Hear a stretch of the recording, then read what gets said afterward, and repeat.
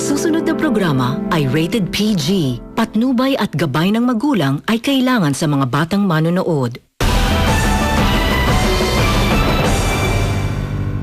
Ilang buwan na rin tayong nakatutok sa impeachment trial sa Senado.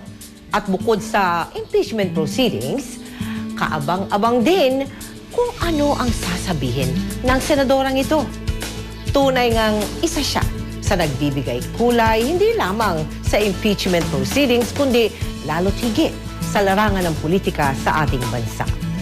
Ngayong gabi, matutupad na rin ang matagal ko nang hinihintay, ang masilipang bahay at buhay ng nag-iisang si Senadora Miriam Defensor Santiago. Kaya tutok lang kayo dito sa Powerhouse. Magaling, matalino at matapang. Yan si Senadora Miriam Defensor Santiago. Aaminin ko, isa siya sa aking dream interviewees.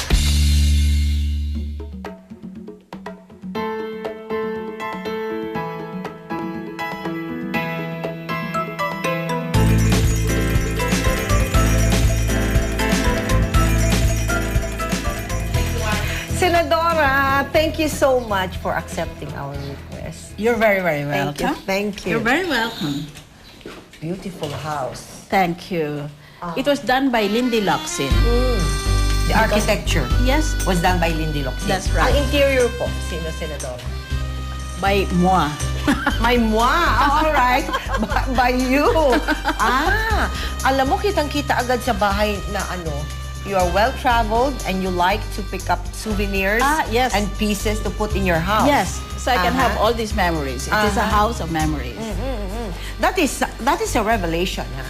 Kasi nobody would think that Senadora Miriam would be, would like doing things like this inside a house. French-Italian ang tema ng buong bahay.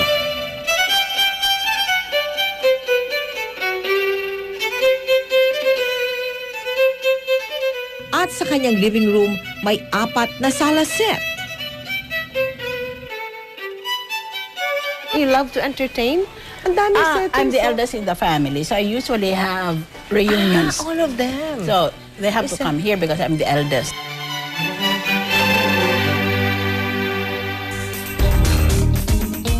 Panganay sa 7 anak si Miriam, nina Judge Benjamin Defensor at Mrs. Dimpna Palma Defensor, isang retired college dean. How was it when you were growing up with the My family mother was in very, Iloilo? very strict. She took up masters in child psychology, by the way. And we were brought up to think that we were very bright people, that it was a great disappointment to all our ancestors if we did not live up to the family standards. That's why when I was a little girl, I thought everybody was an honor student. I would ask, for example, because both sides of my family were brilliant people. My mother had an average grade in high school of 95. Wow! Kaya pala. So I graduated valedictorian too, and my sister too. It is the high school with the highest standard in Iloilo. So genetics pala yan? Yeah. Genetics, I believe it is genetics. Talaga? Yes. At di tulad ng mga pangkaraniwang bata, kakaiba na raw magsalita si Miriam noong pa man. I was very, very fond of reading at a very young age. So I spoke when I was maybe 5 years old, I was still in kindergarten. I spoke like an ancient Anglo-American literary writer. I was talking like this. Wala rin daw sa bokabularyo ng batang si Miriam ang paglalaro. So wala kayong laro when you were young? O yun na yung laro mo? Alam mo, bahay-bahayan, yung mga ganyan, di ba? I thought that was ridiculous. Ayun. It really sent me into gales of laughter when I went out of our house into the vacant lot where all the neighborhood children were playing, and they would play bahay-bahayan. It really sent me off in peals of laughter. No, I really found it funny. Oh, what was play to you? Well, I wanted to be at first a scientist, so I wanted to play with chemicals. I wanted to invent things like those. But they were expensive. It was expensive to buy Ay, chemicals. hindi nga pala normal yung inyong, yung inyong kabataan, no? No. Para mas lubusan siyang makilala, pumunta kami mismo sa kanyang kinalakihang probinsya sa Iloilo. Sa bahay na ito mismo sa Hechanova Street sa La Paz, ipinanganak at lumaki ang senadora.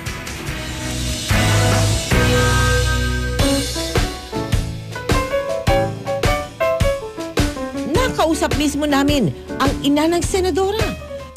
Miriam was the eldest. Well, I told her to be domineering. When she says, scrub the floor, it should be scrubbed. And if it is not scrubbed, well, she will be the one punished because she's in charge of it. Well, she studies what she is supposed to study because they are going to be tested the next day. She must study that whether she likes it or not. Even if she has a headache, even if she is hungry, she must study what is to be studied. Di ba siling madamo ako na brahon? Di obra ka man, study ka man. Di ma'am damo. Ate ko, hindi ka lang ma-eskwela, lalagay ka sa talon. That is so. If you cannot make time for your studies, go to the forest and live there with the animals. Dito sa La Paz Elementary School nag-aral at nagtapos bilang valedictorian si Miriam. Bagay na hindi na ipinagtaka ng marami. Ay, talagang masaya yung kaibigan. Marami siyang kaibigan kasi mabait siya. At saka hindi siya makita na nakilaro sa mga pag after sang klase, uwi. Sa Iloilo Provincial National High School, nagpatuloy ng sekundarya si Miriam. Nagpakitang gilas na agad si Miriam nang magkampiyon siya sa Spelling Bee kalaban ng mga senior students at bagamat freshman pa lamang noon, siya rin ang itinalaga bilang editor-in-chief ng kanilang school paper. At tulad ng inaasahan, muling naging valedictorian si Miriam nang magtapos siya ng high school. Dito naman sa UP Visayas, nagtapos si Miriam ng kursong Political Science. Nanguna siya sa entrance exam sa UP at siya rin ang naging editor-in-chief sa kanilang college paper. Bukod dyan, campus beauty rin pala na maituturing itong si Miriam. Sa katunayan, bida siya bilang UP ROTC course sponsor. As usual, tinapos ni Miriam ang kanyang kurso with flying colors. Magna cum laude at most outstanding graduates siya ng kanyang batch sa UP Visayas. Hindi lang pala si Attorney Santiago ang nanligaw sa inyo. No. I wouldn't be surprised because you were what? You were the ROTC I was a course. campus figure. Yeah, and the beauty at UP. And I was an ideal date because most of the time I was half asleep. Because I was always exhausted. Halos 1 milyong libro raw ang pagmamay-ari niya at lahat ng ito ay nabasa na niya.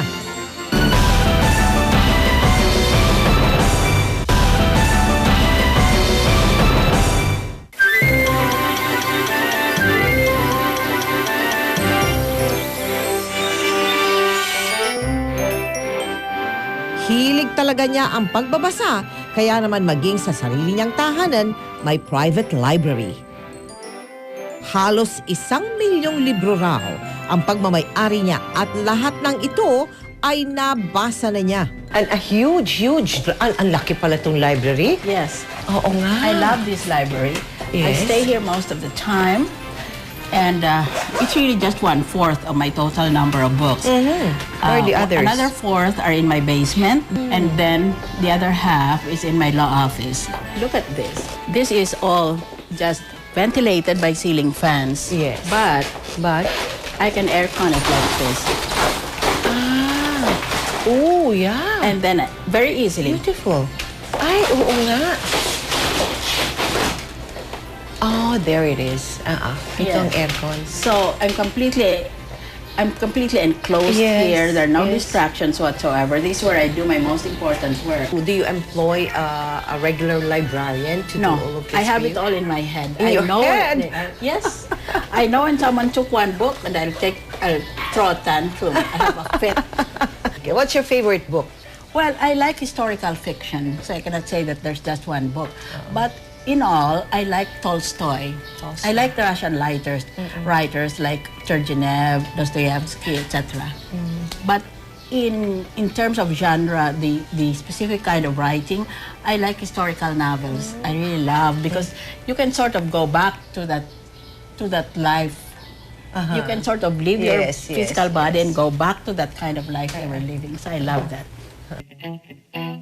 Isa ring accomplished writer si Miriam. Sa katunayan, marami na siyang naisulat na libro tungkol sa law, sa political science at maging sa philosophy. Bagay na hindi naman nakapagtataka dahil sa kolehiyo pa lang, mahilig na talaga siyang magsulat. Sa katunayan, siyang kauna-unahang babaeng naging editor-in-chief ng Philippine Collegian, ang prominenteng pahayagan ng Universidad ng Pilipinas. Sa UP College of Law namulat, sa dating scene ang senadora. Aba, at marami raw siyang nakadate nung nag-aaral pa siya sa UP. Nung bata pa lang ako, I always went out on dates on Friday. I always got along with the men in UP, young men in UP. So hindi lang pala si Attorney Santiago ang nanligaw sa inyo. No. I wouldn't be surprised because you were what? You were the ROTC. I was course. a campus figure. Yeah, and the beauty at UP. And I was an ideal date because most of the time I was half asleep. Because I was always exhausted. Friday was a time when I could sort of have a free dinner. It was very easy to ask me for a date. Would you like to go for a date? And I'll say, dinner? I always liked dinner on Friday. So I didn't mind who I was going out with. Yeah. If you had sent a robot to ask me for dinner, I have been very happily dating a robot. Kainis naman. Baka nanonood sa'yo, Senadora, yung mga nag-date sa'yo, ha? Hindi naman. Sasabihin nila, ganun lang pala yun. I liked all those young men. So how many proposals did you get? I don't really count. I don't really, More than two? I More don't than think, three? Oh, yes, definitely. More than your fair share, ha? Yeah. Because at that time, I think young men just went out regularly on a date. Maybe they count 1, 2, 3, fourth date, ask the question. And you're always, I think, also expected at that time to say, no, I'm very serious in my studies. Especially me, because I was a scholar. Maybe they just wanted a trophy girlfriend, you know? Wow, yeah. Bagamat maraming nakadate noon ang senadora, ang dating kaklasing si Attorney Narciso Jun Santiago ang napusuan niya. What was it with Attorney Santiago na siya yung nakasungkit ng iyong matamis na oo? Let me count the ways while I married my husband.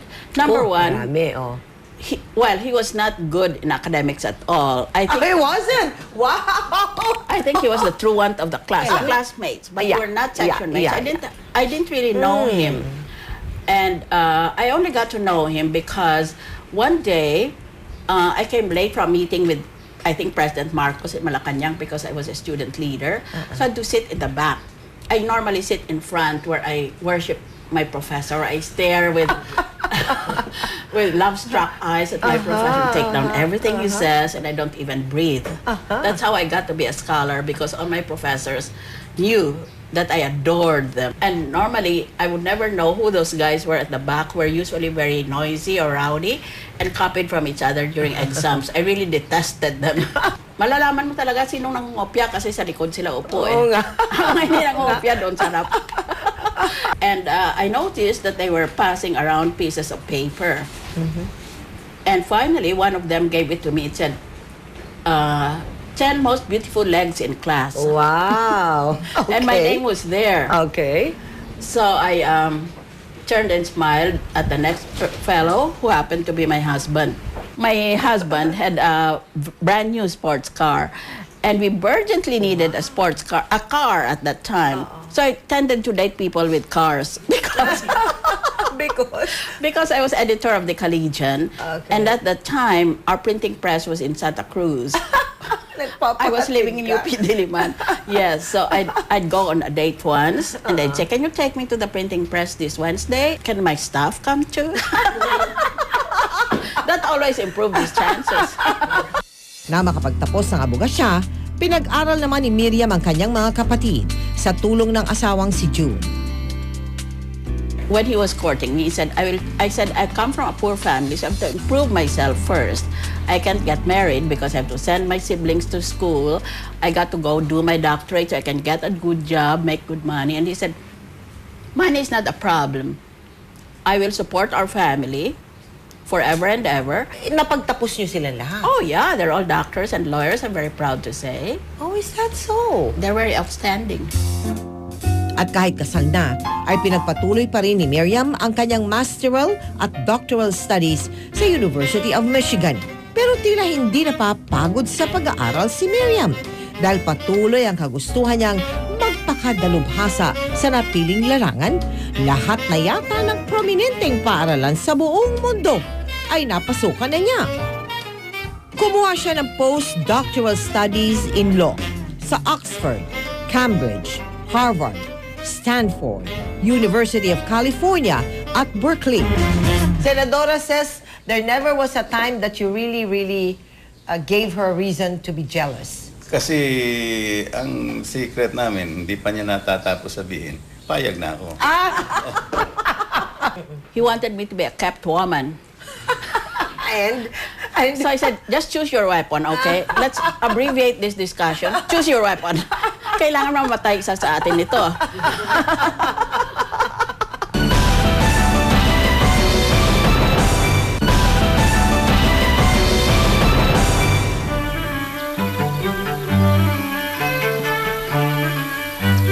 mahilig din kayo pala na That's right. mag-ayos ng bahay Yes, like these tapestries, for example. From? They're from Belgium. from Belgium. So when I see it, I have an entire universe to think about people I saw, people I Yeah. met there. Yes, yes.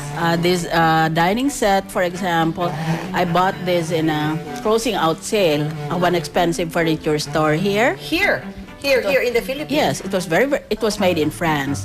It was Made in France ito. very, Pero very dito, dusty. Dito ninyo binili. in a closing out sale, then to take it out of their bodega. I like to renovate. I got these Italian cabinets. Ito, Italian Yes. cabinets. Dito na in the Philippines. You Yes. bought this here. I actually like to go to our so-called flea markets where they sell. And so this is in effect a flea market find. Talaga? Yes, it has a matching buffet cabinet there. Itong mga ano ninyo, dinnerware. Beautiful. These are English. Ganda. Yes. These are basically just to bring joy to the eye. I don't really use them. Or sometimes, if my sisters are all here, since we're all scattered all over the globe, then we take out these things and pretend we're very, very rich. Meron din akong ganito pero tasa lang. Hindi buong ganun.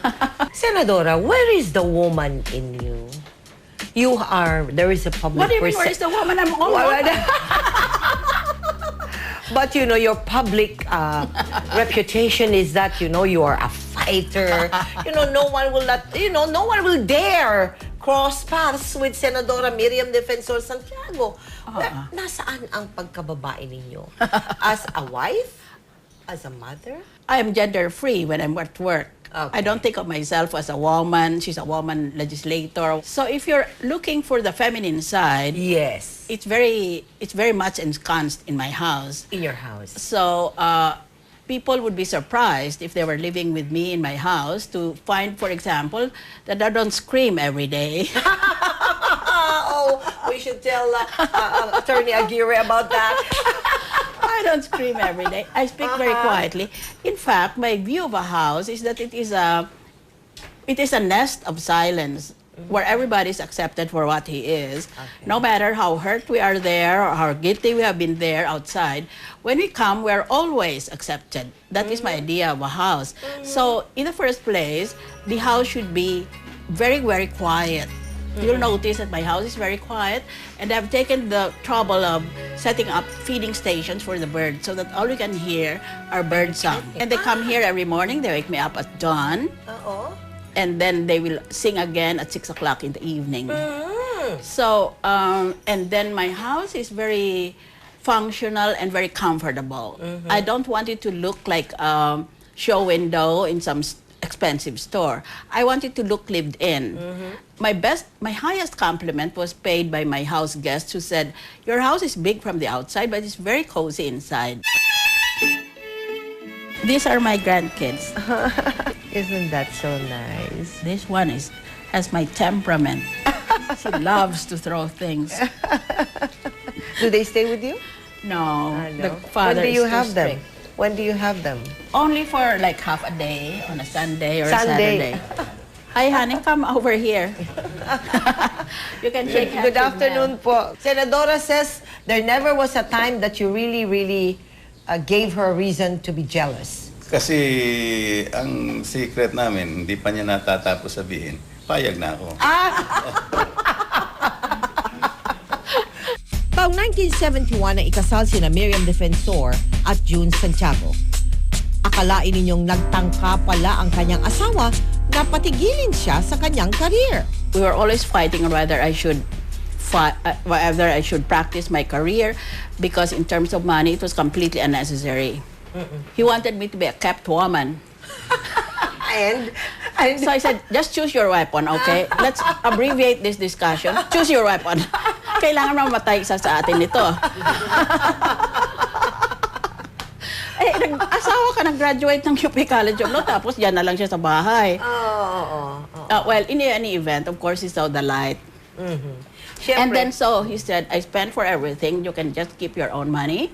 your capriccio is yours. That's right. Is your expense. Pag That's capriccio right. mo, iyop. But the house, sa Yes. kanya ang... And it's never a problem with money. For example, if we're shopping, if we go to a city like Hong Kong just for the shopping, I'll say, I saw 2 pairs of shoes today that I really want to buy, but they're too expensive. And he'll say, oh, buy 10 of them. so that I will keep on talking about it. Dumaan ba kayo sa pagsiselos? No, because I have no time. I'm too kahit busy. minsan hindi kayo nagselos? No, never. Never, ever? I always urge my husband, go kiss that friend of mine or go kiss somebody. And he's always very reluctant. Oh. Because I always tell him, you probably have more sexual energy than I do. So you have to find some outlet for that energy. You can at least kiss my women friends, but he's very hesitant because he's all prim and proper. So wala kayong nadinig man lang na Well, there's a saying, dapat pagselosan? the wife is always the last to know, so I wouldn't know until after I'm well buried 6 feet under the ground. But so far, I've been the head of an intelligence unit, remember? Yes, right. Oo, so takot lang niya, ganun? No, my husband is very, very finicky. Kapampangan kasi. Kaya kailanman hindi ako nagselos. I want to tell you, it's my husband who sits at the head of the table. Okay. I don't sit at the other end of the table. I sit here on his left. Okay. So that is his position in our house.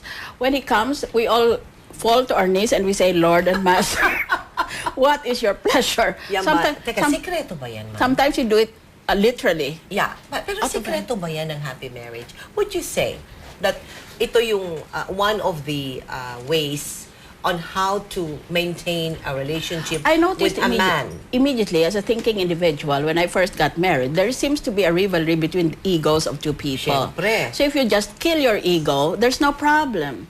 And to fight with someone who's going to be with you for the rest of your life is so counterproductive. What is going to be the result? So I said to my husband, you know, I'm a very independent woman on our honeymoon.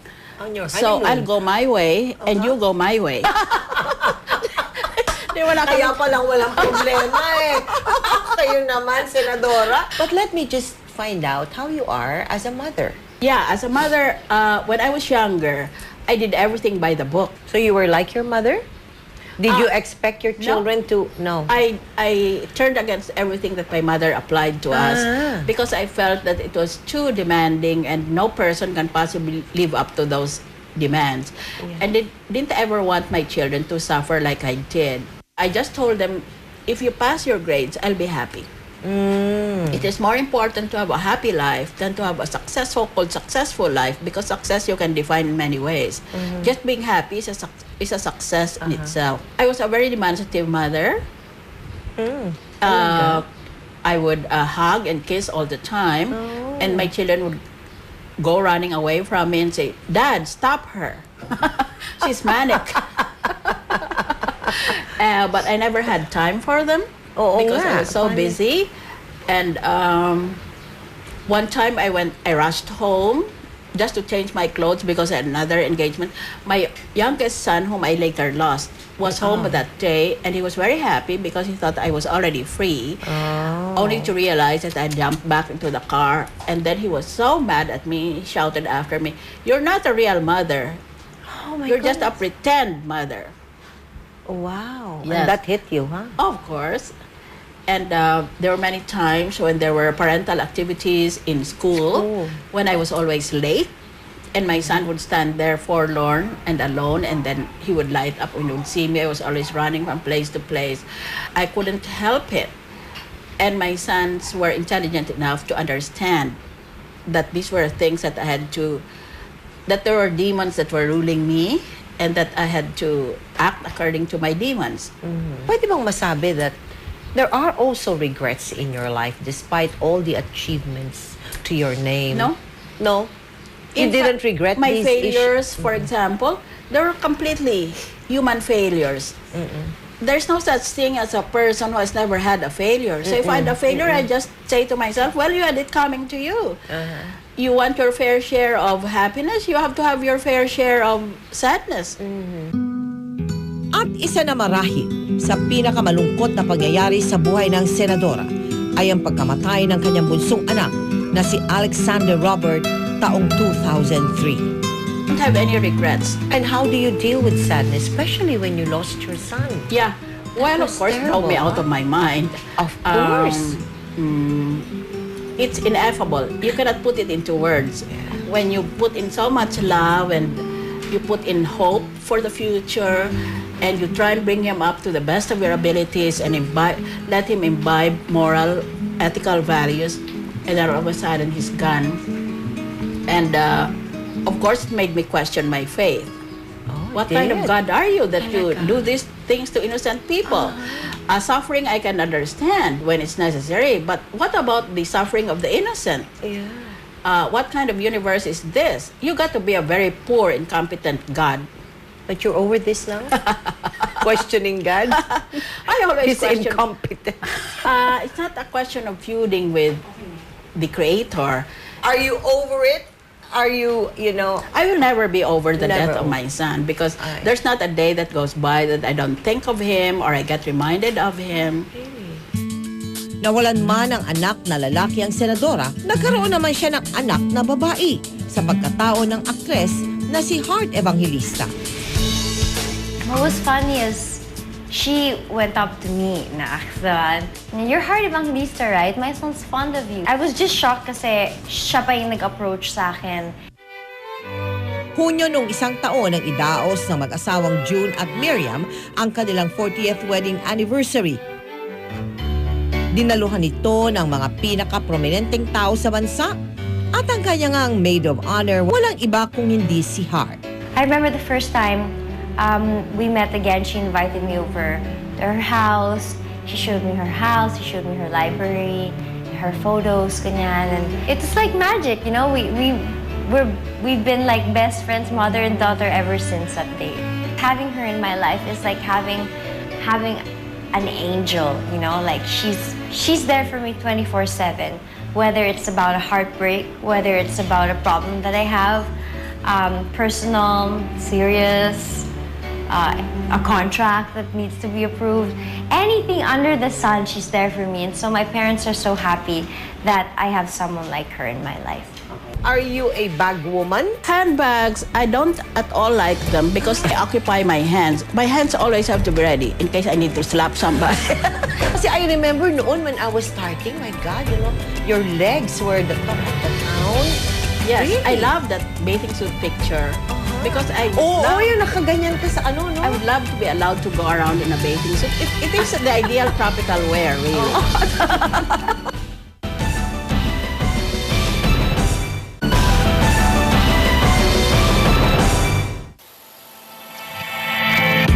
Sunod na ipinakita ni Senator Miriam Defensor Santiago ang kanyang private gym. How long do you work out? 45 minutes, 1 hour. 5 minutes. Because you don't really want to grow muscular. That's right. You just want to tone it. So the faster you do it, the better. You don't really do like this, like you want an Arnold Schwarzenegger figure. And then you do the crunches there. That's the most difficult part. Ay, nako, I hate that. Hindi ko kaya yan, And then the nahilo ako. treadmill. Bagamat health conscious, nalaman kong ayaw na ayaw pala ng senadora na pagtuunan ng mahabang oras ang pagpapaganda. So is there somebody who does that for Oh, yes. you? I have a Meron ka stylist. Yes, I have a Alright. niece, and so knows this stuff. I just submit to it. I know that it is part of my daily crucifixion, so I offer it to I offer it to the Lord. So you're not fond of, you'd rather what, read than go yes. to the parlor or I'd rather something? wear shorts and an old t-shirt, climb a tree and read there. than fixing yourself? Oh, absolutely. Now I go into your being, yung usual ng babae. Are you a bag woman? Do you like clothes? No, shoes. You said you love If shoes. the law would allow me, I'd go around naked. Really. I would shave off my hair and go around naked. Kasi I remember noon when I was starting, my God, your legs were the talk of the town. And that iconic photograph of you na yung meron kang baril na nakaganyan ka. Yung unang panahon, you were such a big hit. Yes, Really? I love that bathing suit picture. Because I would Oo, love, yung nakaganyan ka sa no? I would love to be allowed to go around in a bathing suit. It is the ideal tropical wear, really. Then you can wear high heels. And how many pairs of shoes do you own? Quite a number, in fact. Wow, you're fond of Because, shoes? Yeah, you go More to than office. bags? More than bags? Handbags, I don't at all like them because they occupy my hands. My hands always have to be ready in case I need to slap somebody. 1983, isa si Miriam sa pinakabatang hukom na naitalaga sa isang regional trial court sa Metro Manila. Kadalasan kasi ang mga baguhan ay ipinapadala sa probinsya. Ngunit si Miriam, nagsilbing regional trial court judge ng Quezon City mula 1983 hanggang 1987. Naging controversial din ang kanyang termino ng pagdesisyonan niyang ipanalo ang kaso ng mga estudyanteng nagprotesta noon laban kay dating Pangulong Ferdinand Marcos. Dahil dito, nang maging Pangulo si Ginang Cory Aquino, matapos ang panahon ng martial law, itinalaga niya si Miriam Santiago bilang Commissioner ng Bureau of Immigration at Deportation. Dito ay nakatanggap siya ng prestigyosong Ramon Magsaysay Award sa pagpuksa ng graft and corruption sa bansa. This is a meeting room. Yeah. Wow. I have my Magsaysay Award here. Oh, yes. That's to intimidate people I sit with. Especially if they want my law office to handle a case. It helps to raise my bill. But seriously, Senadora, sino yung mga big names that have come and met with you here in this room, or decisions that you have made in this room? President Arroyo. He's been here. I think Mrs. Estrada, Miss Loy Estrada, not Erap himself, FPJ and his wife. A couple of presidents have been here, and chief justices, and they're treated to my husband and I in native dress. Oh, really? Because sometimes I have foreign visitors, so I want them to see us in our native barongs. Noong 1989, itinalaga siya bilang kalihim ng Department of Agrarian Reform. Ang nakukuha nilang grado ay 2% o 4%. Yan ang mga talagang walang. 1992, nagdesisyong tumakbo sa pagkapangulo si Miriam Defensor Santiago sa ilalim ng People's Reform Party. Natalo siya nang noon ay Secretary of National Defense si Fidel V. Ramos. How are you now with former President Fidel Ramos? As far as I'm concerned, it does not exist. So, would it be He correct? represents a problem of evil on planet Earth. You ask yourself, there's a God and there's so much goodness. Why is there evil? That's how I associate him in my mind. He's a walking paradigm of evil. That's the source of all those stories that you've been trying to resurrect against me. He was not fighting fair. Ang pagkatalong ito ay nananatiling malaking katanungan para sa kampo ni Miriam. I believe I was cheated. To my dying day, I will asseverate that I was cheated in 92. I don't ever want anyone to suffer as I did in 92. You know, you work very, very hard. The students worked very hard for me. They were basically my constituency. I didn't have any money, and I was being deluged with black propaganda. I was being called a witch. I was being called all the other names you can think of in the thesaurus. And I only had the young people to keep faith with me. Hindi naman nawala ng pag-asa si Miriam. Taong 1995, tumakbo at nanalo siya sa Senado. Hinirang din siyang most outstanding senator sa dami ng batas na kanyang ginawa at naipasa. 1998, tumakbo muli sa pagka-presidente ang senadora. Ngunit natalo siya ni Joseph Ejercito Estrada. You still have that ambition in you? No, No more. even if you paid me, I wouldn't want to run for president because today I think the Philippines is even more fractured than it ever was. The Filipinos have no sense of shared destiny. Hindi sila nag-iisip na kung anong mangyari dito sa taong ito, mangyayari yan sa kabuuan.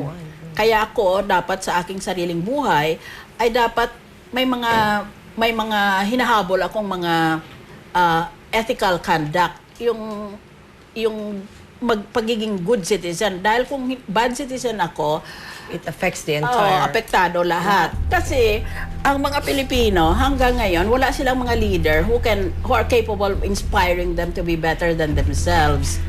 Yung mga leader nila are not really leaders. You don't think President Noynoy is that? No? Well, he might do his best, but I doubt very much if he will succeed in all his ambitions as his personal goals for his presidency because of our culture, our political culture breeds corruption in the first place. Paano ka tatakbo unless you're extremely, extremely popular na hindi ka tatanggap ng malaking pera sa mga mayayaman? Bagamat natalo ang senadora sa eleksyon noong 2001, naibalik naman siya sa pwesto sa ikalawang pagkakataon noong 2004 at na-re-elect pa noong 2010. Free speech occupies the highest position in the hierarchy of constitutional values. Sa kasalukuyan ay tinatapos niya ang kanyang pangatlong termino bilang senador ng Pilipinas at isa sa mga senator judges sa impeachment trial ni Chief Justice Renato Corona. Kasi salungat sa gusto mo, kaya ayaw mo pakinggan. Kung ayaw mo pakinggan, umalis ka sa korte. Aalis na nga po sana ako kaya lang...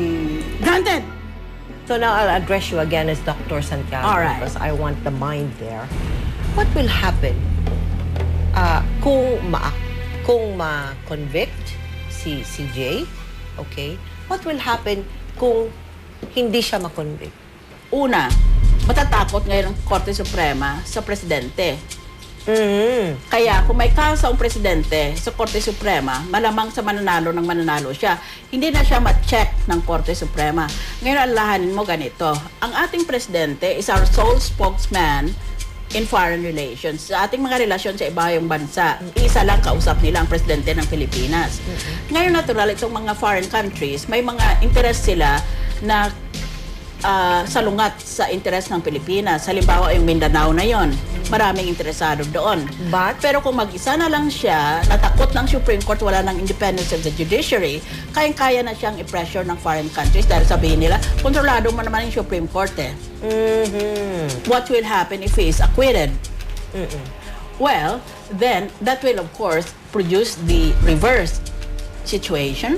The independence of the judiciary will be strengthened. Mas malakas ngayon ang loob ng mga Supreme Court justices to completely ignore whatever the president or his assistants might be dropping hints about. But then the president says he needs something like this for his anti-corruption program. Yes, but we also have to think of the system itself of checks and balances. Meron siyang personal goal niya, the anti-corruption drive, but there is also an institutional aspect to this controversy. Because kailangan balansyado yung tatlong branches na yun. Hindi pwedeng mas powerful ang one branch, the presidency, over the other two. Otherwise, magiging absolute despot siya or tyrant. That is the theory in political science. Dapat pagdasal sila na talagang, di ba? They will judge this impeachment case considering the principles. That's right. It involved. should be a principled decision. Ang ganitong pananaw at kaalaman tungkol sa impeachment case ay isang bagay na tiyak mamimiss natin kapag natuloy ng pumuntang senadora sa The Hague, Netherlands upang ipagpatuloy ang kanyang karera bilang isang legal expert at woman of justice. Nitong December 12, 2011, si Senator Miriam Defensor Santiago, ang kauna-unahang Pilipino at Asyano mula sa umuunlad na bansa ng Asya na nahalal sa International Criminal Court. Pagpunta ninyo sa International Criminal Court, ito ba talagang inambisyon na ninyo? Bata pa kayo? No, not really. So how did that come into your consciousness? That, you leave the Senate and go to the ICC? Well, because they were sending out these notices to the various countries, and the DFA sent a notice to the Senate. Okay. So we got to know about it, and I'm chair of the Committee on Foreign Relations at that time. So I said, well, maybe I'll stand for nomination, because to be nominated is in itself already a recognition. Oo nga. I wasn't really very interested in getting the post as much as I was interested in getting nominated to the post. Now that you have the post, paano yun? Well, they will call me when someone retires, because in their organization, even if a judge reaches retirement age, he cannot leave unless he has finished the trial of any pending case. So if it takes 2 more years, he has to stay there 2 more years. 9 years, di ba? Ang ano niyan? Paano yun, Senadora? Anong plano nyo? You have to live there. Yeah, I have to leave my old life behind and take up a completely new life. Right. No politics, no person to talk to. Correct. We're completely insulated in our little ivory towers. Yes. But Will you survive? But I'm used to that when I was a judge. So I'll just return to that old kind of life. How would you want to be remembered? Yan. I don't want to be remembered. You don't want to be remembered. Ang pangalan po ninyo hindi na mabubura sa kasaysayan ng politika ng Pilipinas. Sa tingin mo. Yes. I don't think it can. I respectfully Hindi beg na to siguro. disagree. If I die today, after 3 months, no one will remember who I was. On that point, Senadora, I thank you so much for the time that you gave me, and I will still say that you will stay in the history books of this bansa. Thank you so much. You're very Maraming welcome. salamat. Very welcome. I enjoyed it. And you're very welcome in my humble abode. Strikto, walang inuurungan, at hindi matatawarang kakayahan. Ang mga katangiang ito man ay binabatikos ng iba. Ito naman marahil ang mismong mga katangiang naging dahilan ng pagkakatalaga ni Senador Miriam Defensor Santiago bilang hukom sa prestigyosong International Criminal Court. Isang patunay na sa usapin ng hustisya, ang katapangan ay hindi lang dapat suportahan kundi dapat ding ipagbunyi. Ako po si Mel Tiangco. Hanggang sa susunod na Martes, samahan niyo kaming bisitahin ang mga bahay at buhay ng mga taong nabibilang dito sa Powerhouse.